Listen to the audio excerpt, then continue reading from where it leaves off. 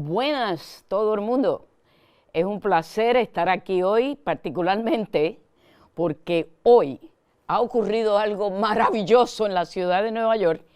Y lo segundo que es maravilloso es que la doctora Madeline Román y yo vamos a estar hablando hoy nuevamente cuando ocurre esta cosa fantástica que nos ha traído tanto felicidad a la ciudad de Nueva York, y hablaremos de eso en unos segundos. Mientras tanto, quiero presentarles a la profesora Madeline Román, que está aquí conmigo una vez más. Profesora. Saludos, Margarita, y saludos a todas las personas que nos están escuchando en el día de hoy.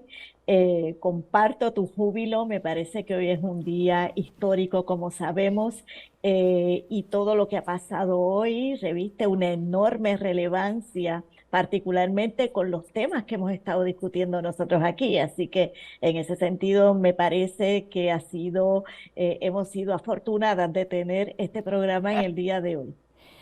Sí, estamos de acuerdo que somos afortunadas las dos en este día. Y antes de continuar, hay algo que tengo que hacer. Lo hice anteriormente, pero ahora lo vamos a hacer con relación a Donald Trump. Anteriormente, si usted recuerda, profesora, lo hicimos con la Corte Suprema de Estados Unidos, que se atrevió a quitarle el derecho al aborto a las mujeres. Y aquí me levanto y quiero que miren bien lo que les estoy enseñando.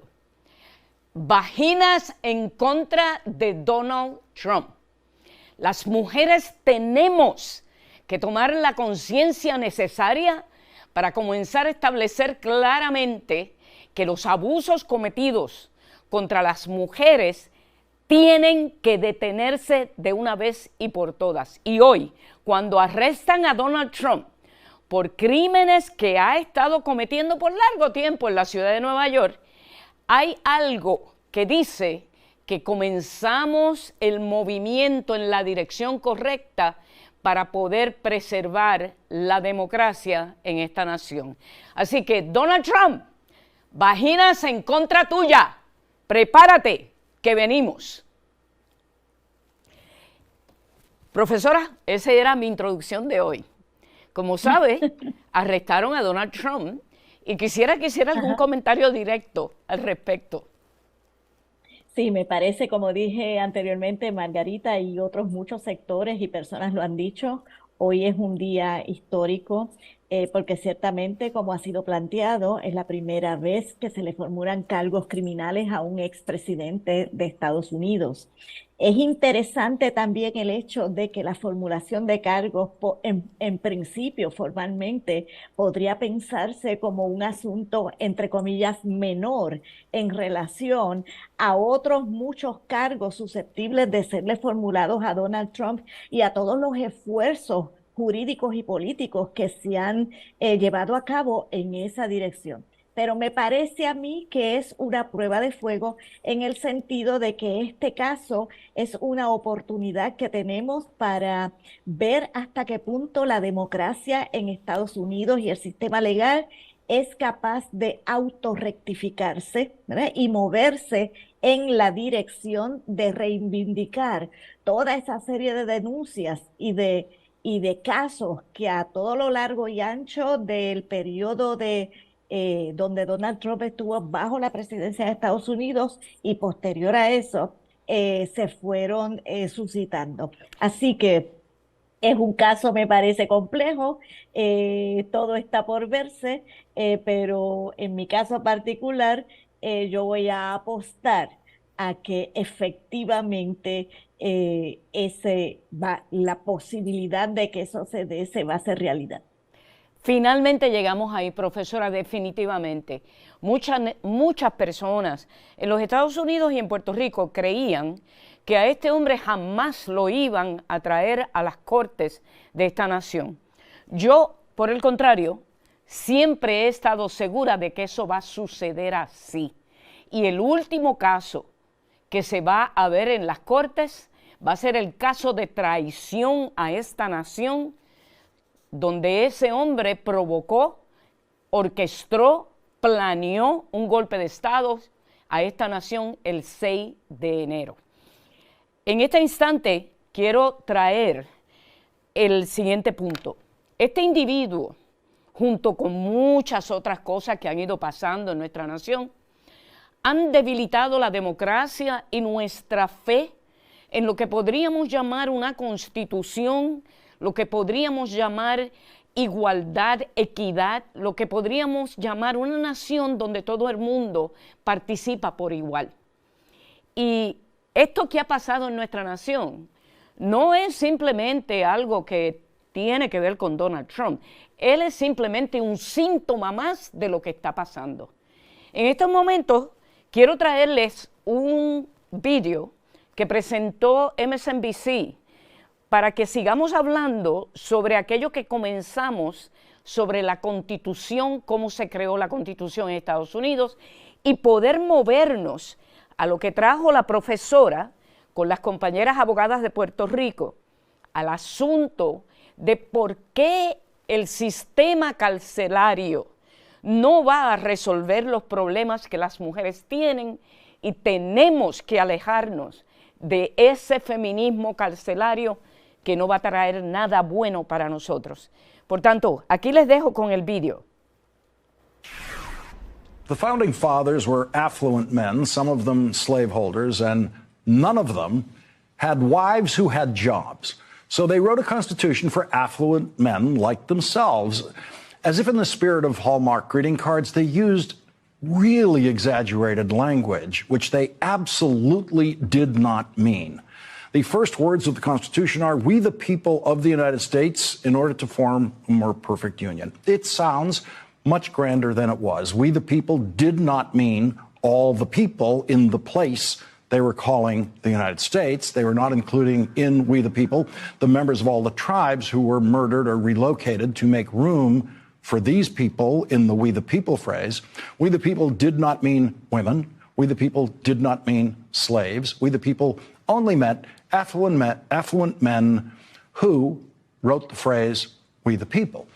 The founders created a Supreme Court that the founders assumed would be occupied by affluent men who would conduct themselves honorably with absolutely no supervision whatsoever needed at any time. And none of the Supreme Court justices would ever have wives with jobs.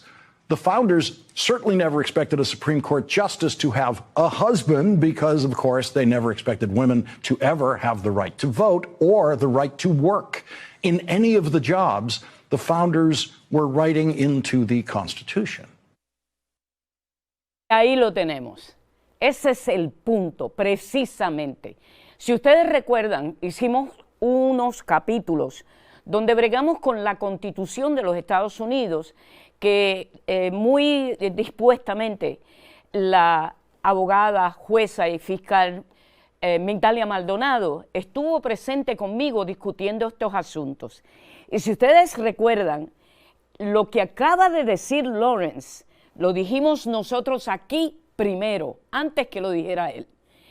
Y en esta ocasión, cuando este periodista tan famoso en los Estados Unidos, con una reputación intachable sobre cómo él conduce el periodismo, presenta claramente la problemática que representa una nación que crea una constitución que desde su principio presta las oportunidades y crea toda la situación para que nos estemos confrontando hoy con lo que se llama feminismo carcelario.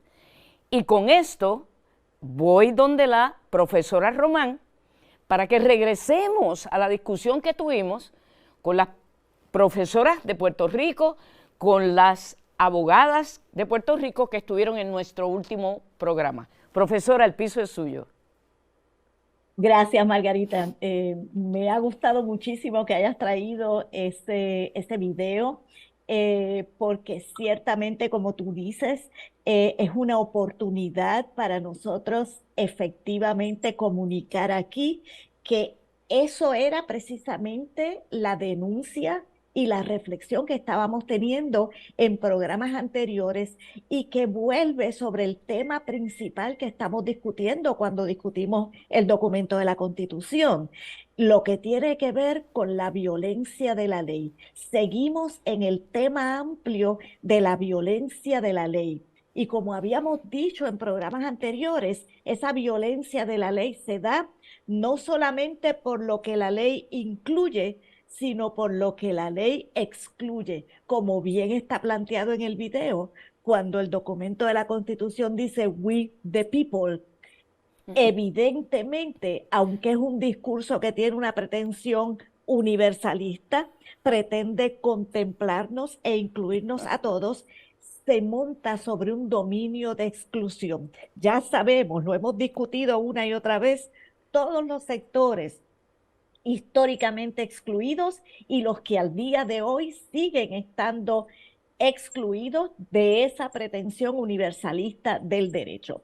Y es el mismo tema también, el tema de la violencia de la ley, el que trabajamos en el programa pasado cuando tuvimos el placer de tener con nosotras a una serie de compañeras, abogadas y profesoras que trabajan principalmente con la Sociedad de Asistencia Legal en Puerto Rico, que es una entidad que se caracteriza por la defensa en casos de derecho penal de las personas en mayor precariedad económica y social en Puerto Rico.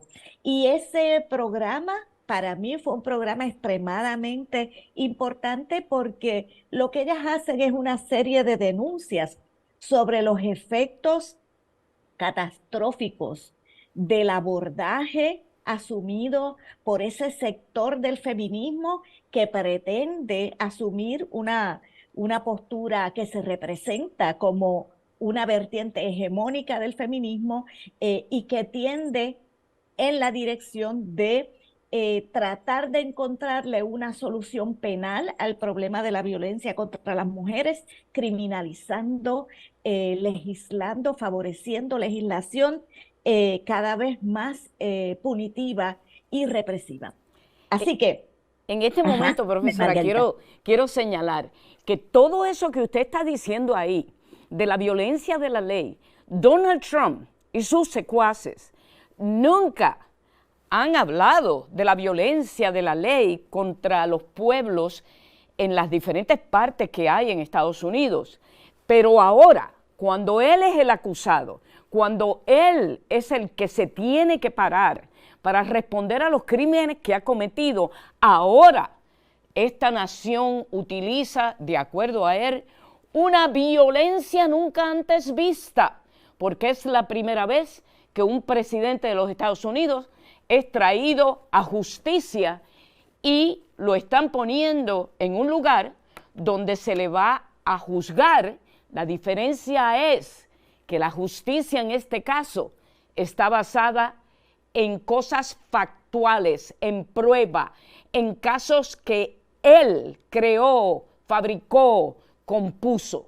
Y se está llevando a cabo todo este proceso más limpio de lo que pudo haber estado la Virgen María cuando trajo a Jesucristo a este mundo. Sí, efectivamente, Margarita, las expresiones del expresidente Donald Trump constituyen una expresión de un poder cínico, ¿verdad? Que se arroga para sí el declarar lo que él entiende que es una violencia para consigo mismo, cuando es evidente que esa violencia de la ley que históricamente ha estado puesta hacia los sectores en mayor precariedad económica y social, no solamente en Estados Unidos, sino en el planeta entero, es algo, ¿verdad?, de conocimiento de las personas en general. Así que es interesante, ¿verdad?, cómo se sostienen esos discursos políticos, ¿verdad?, que constituyen una gran hipocresía política y jurídica, aún dentro del reconocimiento que hacemos de que se trata evidentemente, ¿verdad?, de una postura conveniente en estos momentos para él.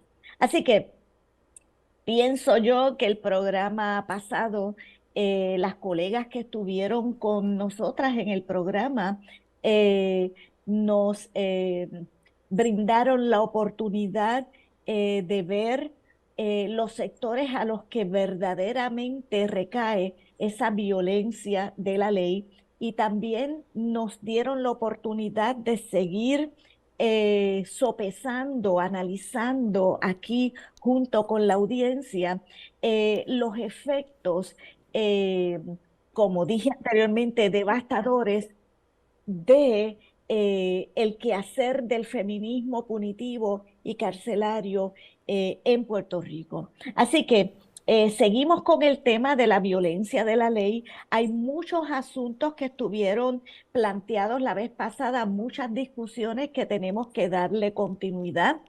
Una, la que tiene que ver con el abolicionismo penal.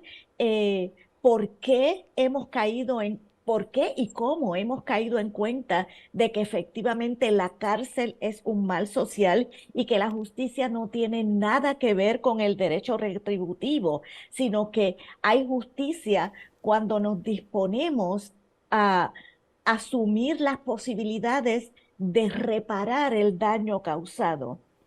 Cuando nos disponemos a explorar alternativas que no sean la cárcel, porque después de todo la cárcel también forma parte, es una otra expresión de la violencia de la ley, ¿verdad? Así que en ese sentido está puesta esa discusión, como que también está puesta la discusión alrededor de los efectos de ese feminismo carcelario, no solamente en Puerto Rico, sino en otras partes del mundo. Me parece importante poner en foco el título de este programa, Feminismo Global, sobre todo porque es importante tener en cuenta que todas estas discusiones, que son una pasada de balance sobre los efectos devastadores de asumir la, eh, la deseabilidad de la ampliación del lado represivo y punitivo del Estado por la vía del derecho penal, es una discusión que está puesta en el plano global.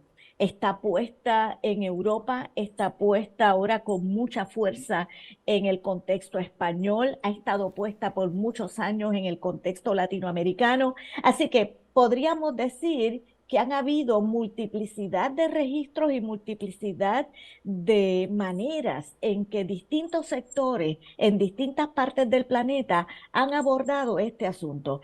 Creo que es un asunto urgente de atender también, porque el otro asunto que está puesto en esta discusión y que tenemos que seguir conversando es cómo, interesantemente, ha habido un incremento de la población de mujeres encarceladas, no solamente en Estados Unidos, sino en el plano global. Y por lo tanto, podríamos decir que la paradoja de la utilización del lado de ese feminismo carcelario del derecho penal ha ido en detrimento también de los sectores que formalmente ellas intentan proteger, que son las mujeres en tanto grupo social. Y así es, profesora, porque es bien interesante mirar cómo Hollywood recoge constantemente la iniciativa y la creatividad de un pueblo. Porque en eso que hace Hollywood cuando produce nuevos programas, por ejemplo, vemos el programa The New Black is Orange. Ese programa que habla sobre mujeres en las cárceles de los Estados Unidos. Uno se sienta y mira estas cosas. Y ese programa se convirtió en el programa número 1 visto por toda la sociedad norteamericana. Y la tristeza que yo sentí cuando escucho que ese programa se convierte en el número 1 fue bien grande, porque lo que estaban ellos recogiendo en ese programa es precisamente lo que usted acaba de decir ahí, que no es nada más ni nada menos que en estos momentos lo que se creó supuestamente para castigar al abusador, ahora se está utilizando para castigar a la abusada. Sí, extremadamente importante, Margarita. Y creo que es importante también analizar cómo efectivamente las series televisivas, no solamente en Estados Unidos, sino las series producidas en distintas partes del mundo, se constituyen en un recurso educativo poderoso a la hora de ilustrar y discutir estas cosas, particularmente en el contexto universitario, en los salones de clase, en las comunidades. Esa serie yo la vi también completa, Orange is the New Black, y es una serie que efectivamente lo que está comunicando es la forma en que se ha accedido a esta discusión en Estados Unidos, reconociendo que el fenómeno de la encarcelación masiva es una expresión y una continuación de el racismo y de las formas que asume la esclavitud en nuestra contemporaneidad, ¿verdad? El anaranjado es el nuevo negro, o sea, el uniforme de los confinados anaranjados es el nuevo negro. Es en ese sentido, es un título sumamente atinado, y me parece también atinado el hecho de que la serie se centre en el confinamiento de mujeres, porque quiero traer aquí algo que las colegas en el programa anterior mencionaron y que creo que hay que seguir enfatizando, y es que efectivamente ha habido un incremento de la población de confinadas mujeres al nivel global. Previo a este programa, cotejé esos datos tanto para Estados Unidos como para el contexto internacional, los informes globales que se hacen regularmente, periódicamente, sobre el fenómeno carcelario del mundo, y efectivamente está siendo así. Entonces, de un lado, eso lo que está expresando es que no solamente está puesta la denuncia de que hay una sobrerepresentación de unos sectores en las estadísticas de arresto, convicciones más severas y población confinada, y que esos sectores que aparecen sobre representados efectivamente son los sectores más empobrecidos a todo lo largo y ancho del planeta, sino que dentro de esos sectores empobrecidos, interesantemente, la proporción en estos momentos de arrestos y de población confinada es más de mujeres que de hombres. Aquí quiero vincular ese fenómeno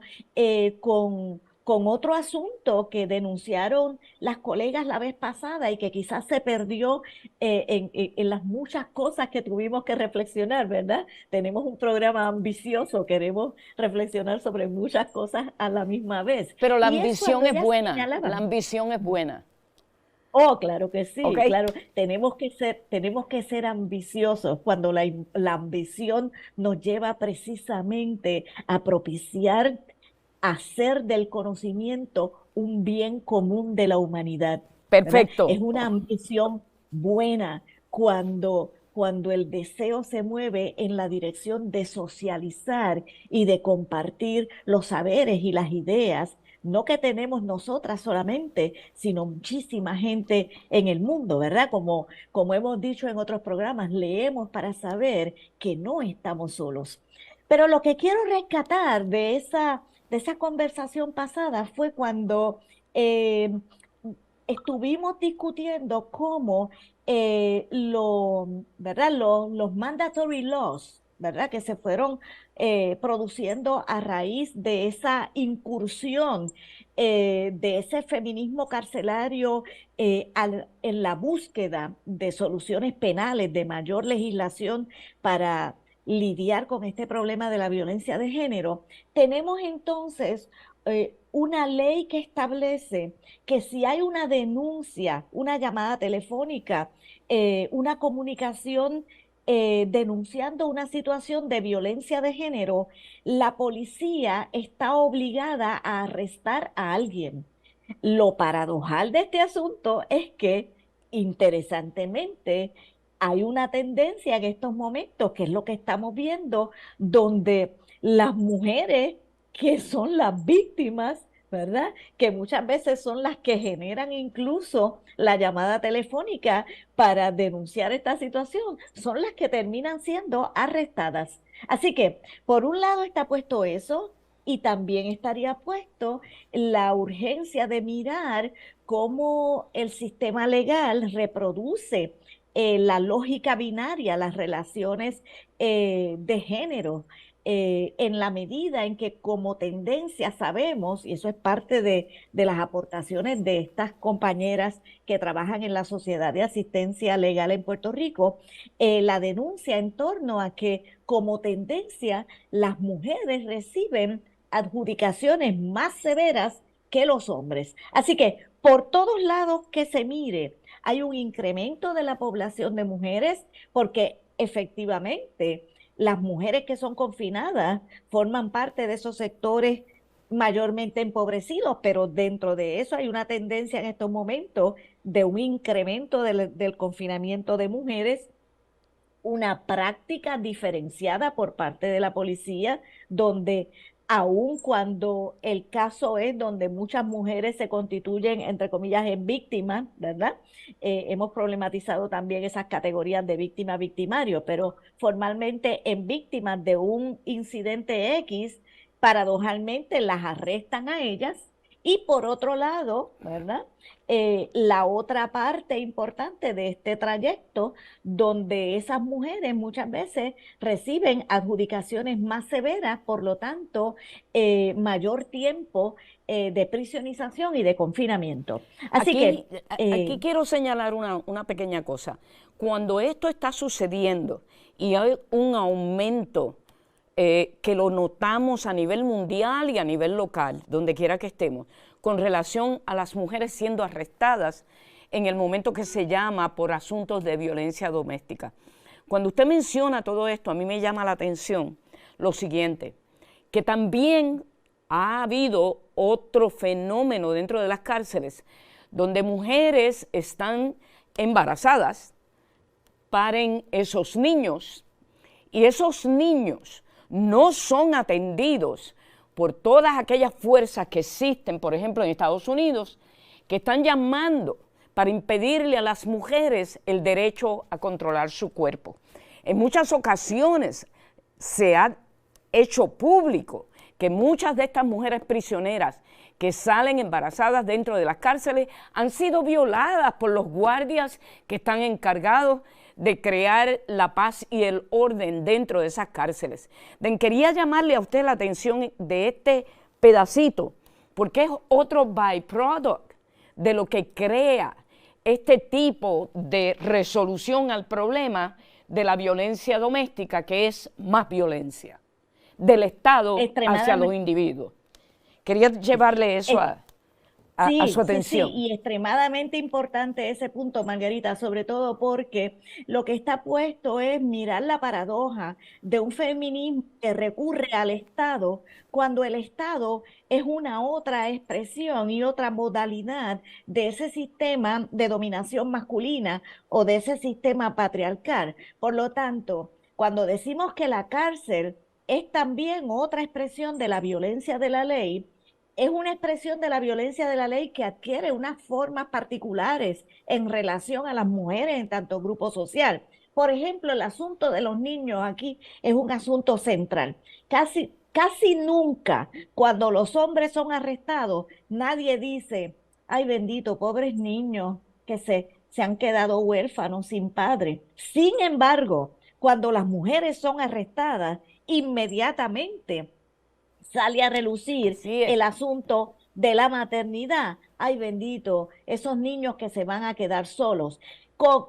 Al margen de que lo que ahí está puesto también es un entendido convencional que hemos deconstruido una y otra vez, el entendido de que los niños prácticamente se constituyen en responsabilidad casi exclusiva de las mujeres, ¿verdad? Dejando eso de lado, que es una discusión en sí misma, lo que tenemos entonces es que inmediatamente se le formulan cargos, ¿verdad?, a una mujer dentro del derecho penal, inmediatamente los hijos son removidos y muchas veces estas mujeres no saben ni siquiera a dónde van a parar esos niños, porque si no hay un familiar inmediato, una tía, una abuela que se encargue de esos niños, inmediatamente el Estado, por la vía de servicios sociales y del Departamento de la Familia, toma custodia de esos niños. El otro asunto que me parece que está puesto en tu comentario, Margarita, es algo harto reconocido ya, denunciado una y otra vez. No solamente tanto la policía como los oficiales de custodia son dos sectores que tienen una incidencia extremadamente alta de violencia de género, ¿verdad? No solamente está puesto eso, sino que de otro lado está puesto también la denuncia que lleva años que hemos estado haciendo de cómo una vez las mujeres en el contexto carcelario son también objeto de violencia sexual por parte de esos oficiales de custodia. Hace muchísimos años, en Puerto Rico hubo un caso que fue denunciado por esta entidad que se llama America's Watch. Yo siempre me reía cuando hablaba de America's Watch, porque America's Watch, ustedes saben que es una entidad de Estados Unidos que se dedica a velar por la violación de derechos humanos en distintas partes del mundo. Obviamente hay una paradoja allí, ¿no? Porque tendrían que volcar la mirada hacia Estados Unidos también, ¿verdad?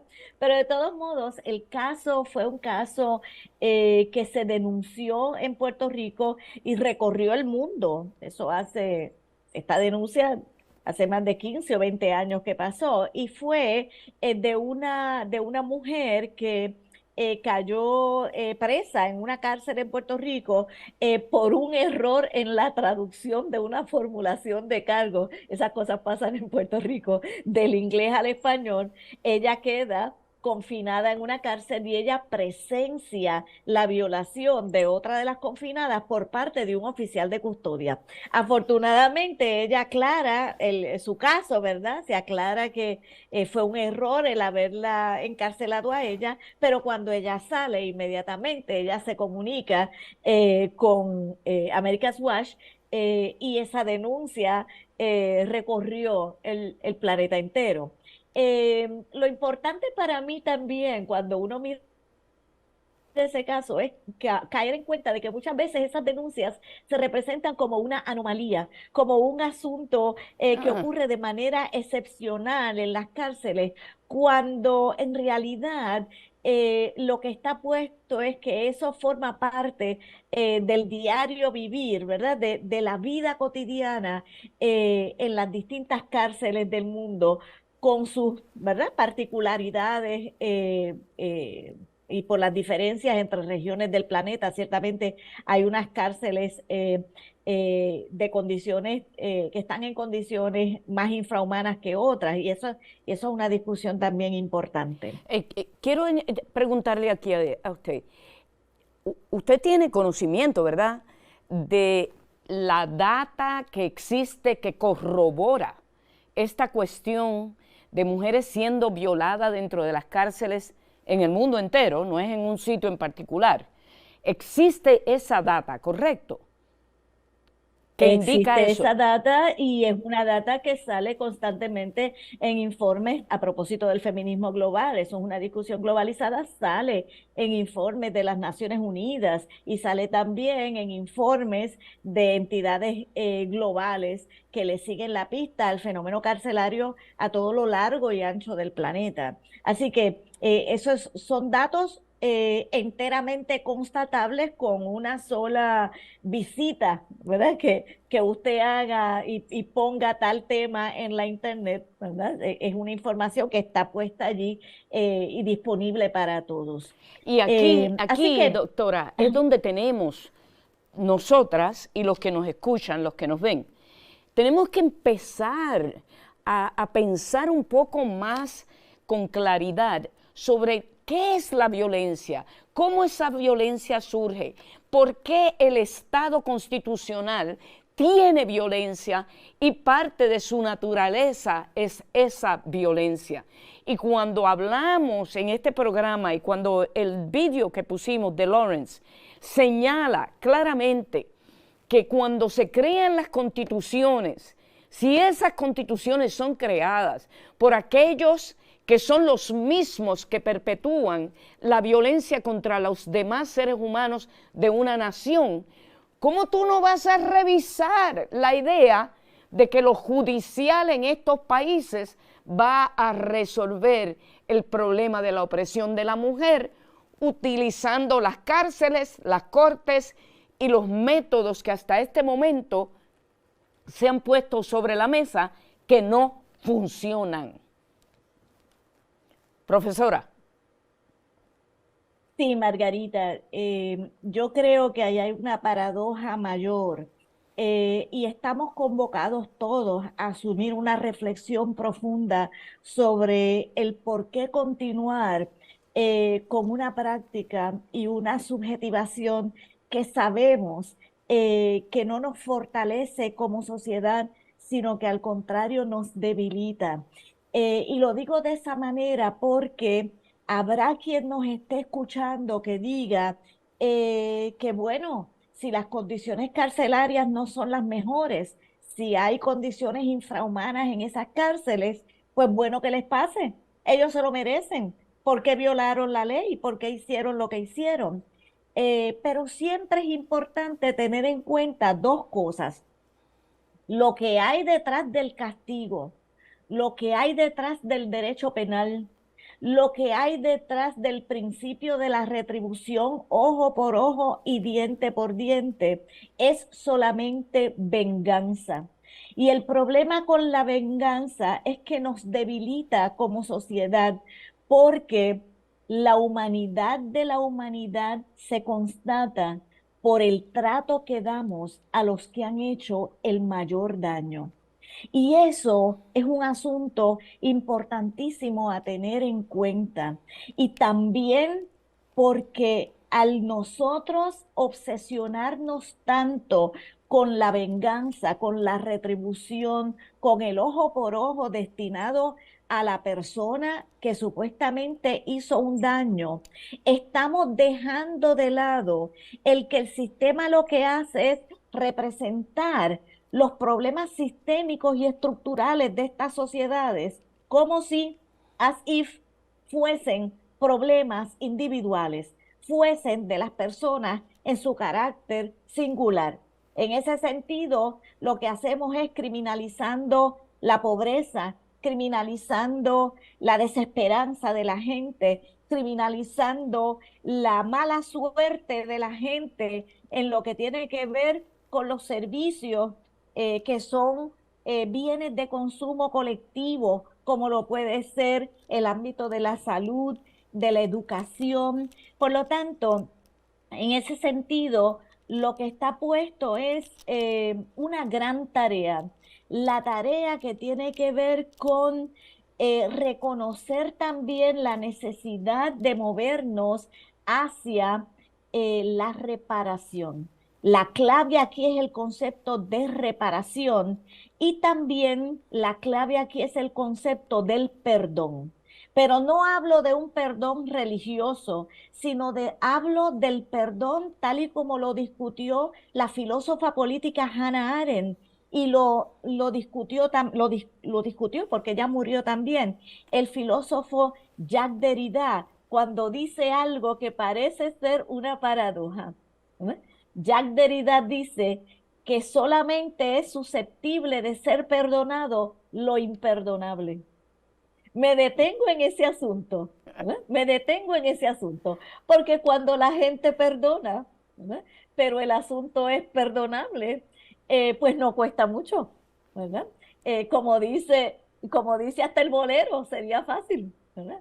Lo malo es, el desafío mayor estriba en cuando uno se dispone a perdonar lo imperdonable. Y tengo que decir que eso no solamente es importante en el plano de la vida personal de uno, porque cuando uno no perdona por el otro, uno perdona por uno, para uno poder seguir en la vida, para uno conciliarse con las cosas que han pasado y resumir su vida, seguir adelante. También las sociedades, ¿verdad? Tienen que recurrir al perdón y a la reconciliación, no en el plano religioso, sino en el plano secular y político, porque el perdón secular es lo que permite a la comunidad política continuar hacia adelante. Y voy a dar un ejemplo importantísimo, que fue la violencia extrema que se dio en el caso de Ruanda, ¿verdad? Ajá. Y esa violencia extrema que se dio en Ruanda es importantísimo mirarlo, porque allí no podemos decir que era una violencia racial en el sentido convencional de la Absolutely not. palabra, de blancos contra negros o negros contra blancos. No, no, no, no, no. Se trató de una violencia, ¿eh?, entre personas fenotípicamente negras, ¿eh?, los Hutus contra los Tutsis, y no solamente una violencia intragrupo, intrarracial, sino que fue una violencia que desafía la modernidad en todo el sentido de la palabra, porque no fue con pistola, no fue con armas de fuego, sino que fue a A machetazo machetazo limpio, limpio. ¿verdad? Y, y les llamo la atención sobre ese asunto porque en el Instituto de Investigación, Violencia y Complejidad, donde yo colaboro, que es un instituto adscrito a la Universidad de Puerto Rico, recinto de Río Piedras, subimos una vez un trabajo buenísimo. No lo subí yo, lo subió otra colega, la profesora Carmen Luisa González, titulado Portrait of Reconciliation. Y era un ensayo fotográfico. Y el ensayo lo que hacía era discutir cómo en contextos de violencia extrema, como eso que pasó en Ruanda, es necesaria la reconciliación política para que la comunidad política pueda seguir su camino, pueda continuar.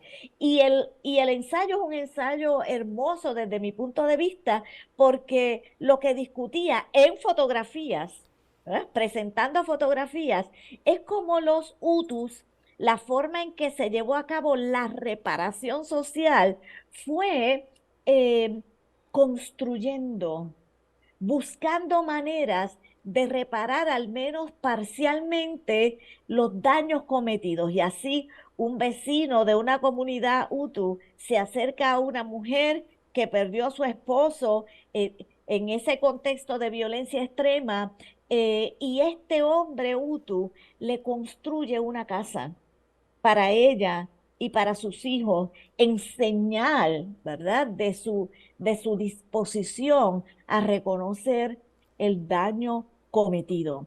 Yo Entonces, diría que en el plano internacional donde más se ha explorado este asunto del perdón ha sido en contextos de violencia extrema. yo diría también que el ejemplo que pasó en South Africa, cuando la comunidad blanca y la comunidad negra de ese país finalmente llegan a un acuerdo donde pueden sentarse a resolver los problemas de la violencia que ocurrió de un grupo contra el otro. Y eso fue un momento increíble a nivel mundial, donde pudimos observar dos grupos de personas que tuvieron unas relaciones de abuso y algunas no lo eran porque habían blancos que no participaban de esas creencias, y teníamos toda una nación tratando de lograr que se entendiera que la manera y la forma en que a ese pueblo se le trataba era inaceptable. Para mí eso también es otro ejemplo sobre esto. Now, quería traerle una vez más, profesora, lo siguiente. Las compañeras abogadas, que también algunas son profesoras, y en esto estoy incluyendo todas las abogadas que han venido por el programa hasta este momento, estas mujeres que se tienen que confrontar día a día en su práctica, mirando lo que ocurre en las cárceles, esas mujeres que ven la verdad de lo que es esto, esas mujeres son las que tienen la palabra más grande, y por eso vamos a seguirlas trayendo, para que puedan seguir educándonos a nosotros de lo que está pasando allí. ¿Estamos de acuerdo? Usted y yo en eso, ¿verdad? Claro que sí, Margarita, y creo que es importante decirle al público que nos escucha algo que mencionamos la vez pasada en el programa anterior, y es que estas mujeres abogadas celebraron junto con otras dos profesoras, me incluyo, ¿verdad?, un encuentro que fue un conversatorio, más que nada, fue un encuentro entre la academia y el mundo del derecho, ¿verdad? De la práctica jurídica, precisamente para dialogar sobre los efectos que ha tenido el feminismo carcelario en el quehacer de ellas como defensoras públicas en Puerto Rico. Y esa discusión es extremadamente importante. Tenemos que seguirla trayendo porque hay infinidad de ejemplos y de situaciones que ellas discuten que tienen que ver con cómo ese feminismo carcelario se coloca en calidad de cómplice del Estado.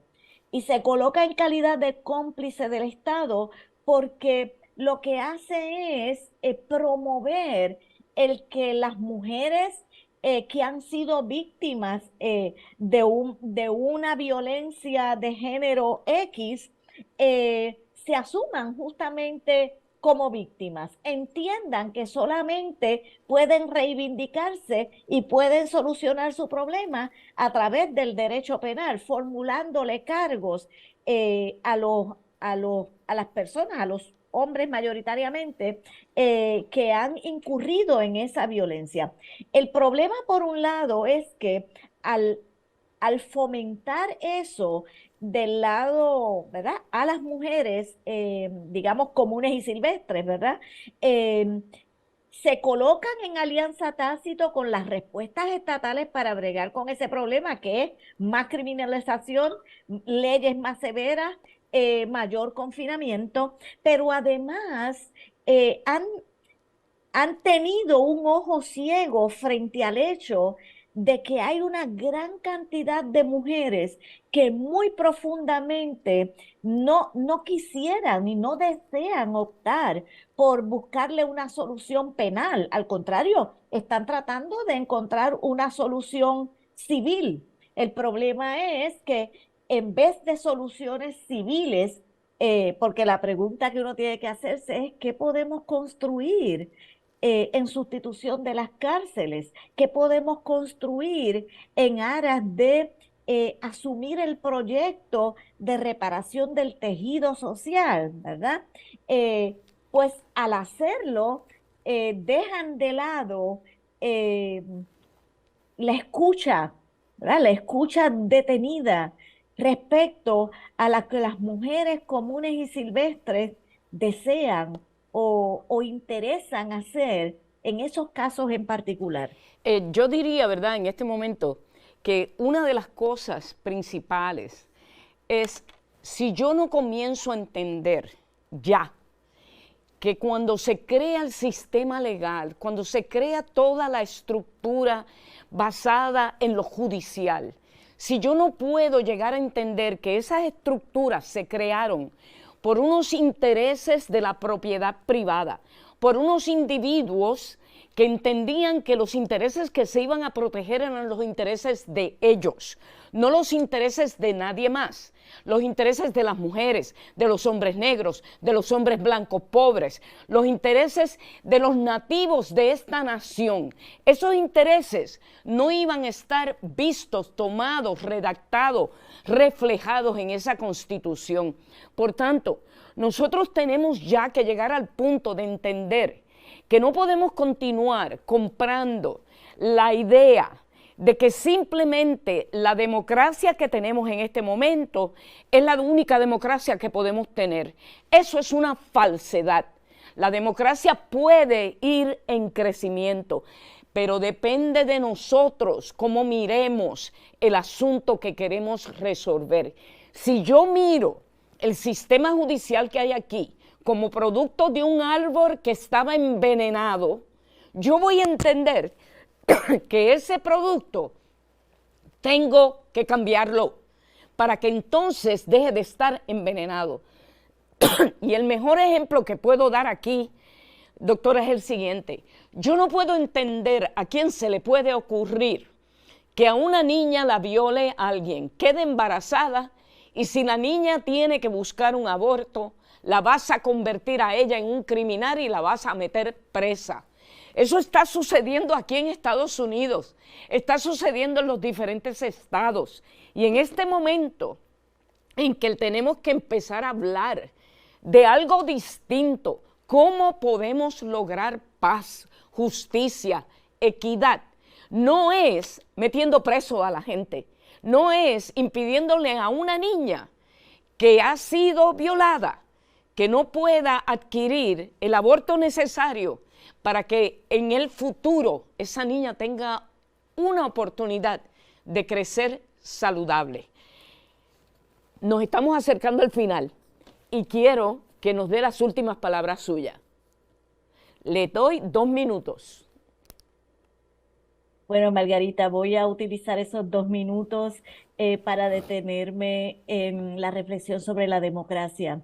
Ciertamente la democracia es una problemática permanentemente abierta, porque lo que nos puede ser suficientemente democrático en el día de hoy, mañana puede ser que no lo sea. Hay un autor polaco, Zygmunt Bauman, que dice que lo que caracteriza a una sociedad democrática es un feeling, un sentido todo el tiempo de que it's not democratic enough.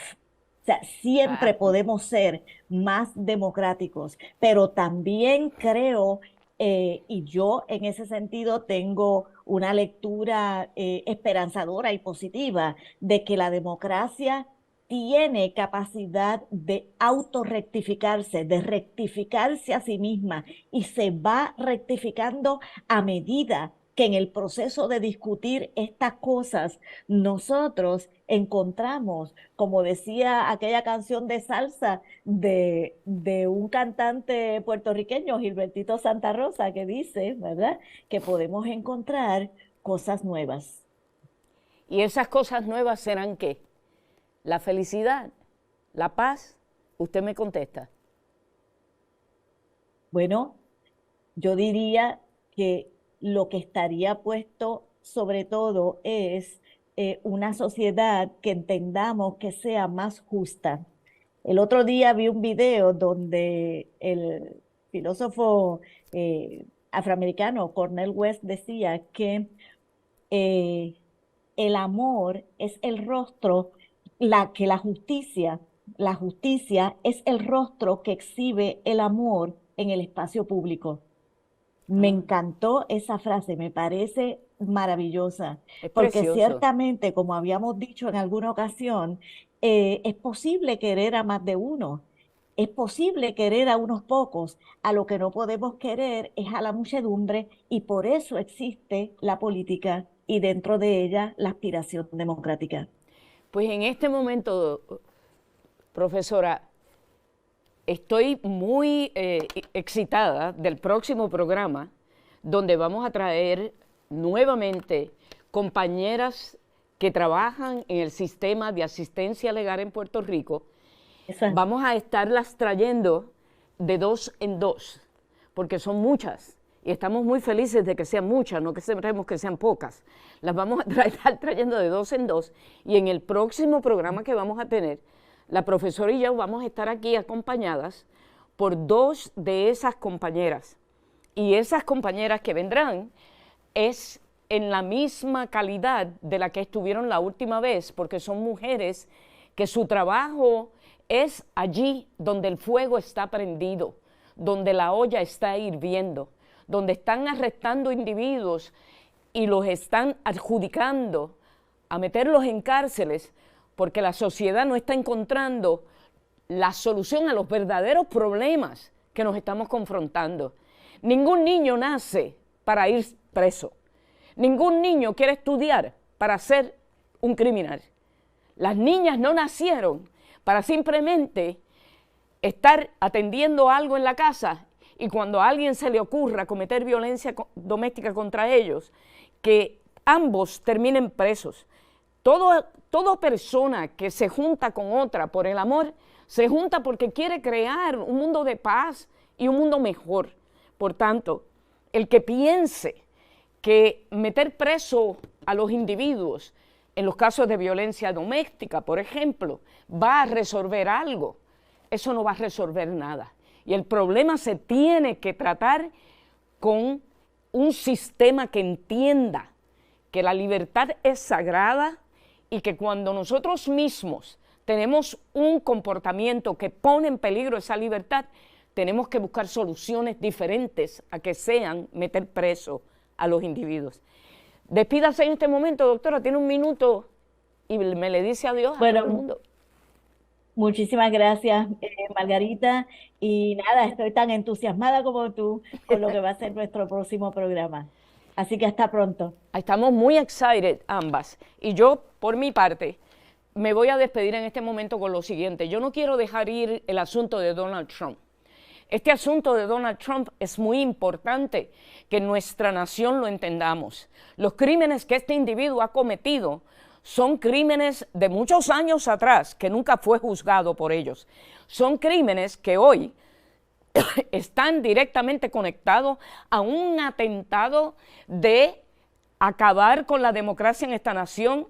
Fue un atentado el 6 de enero, fue sedición, no tiene otro nombre, y lo que estaba tratando de hacer este individuo era simple y llanamente lograr traer su persona nuevamente a ser presidente para institucionalizar en esta nación otra cosa que no era una dictadura. Dictaduras como las que se formaron en los países de Latinoamérica con Pinochet en el momento que lo hizo, o cualquier otra dictadura que se forma en el mundo. Es importante que nosotros entendamos que Donald Trump no es un hombre de Estado. Es un hombre que quiere violencia para nuestra nación, que utiliza el engaño y la mentira para poder continuar manteniendo una nación de individuos que controlan el crimen organizado. Así que despierten, ciudadanos norteamericanos. Les veo en el próximo programa. Gracias, gracias, gracias por estar aquí conmigo y con la doctora Madeline Román. Hasta luego y los espero en 2 semanas. No se olviden. Gracias y hasta luego.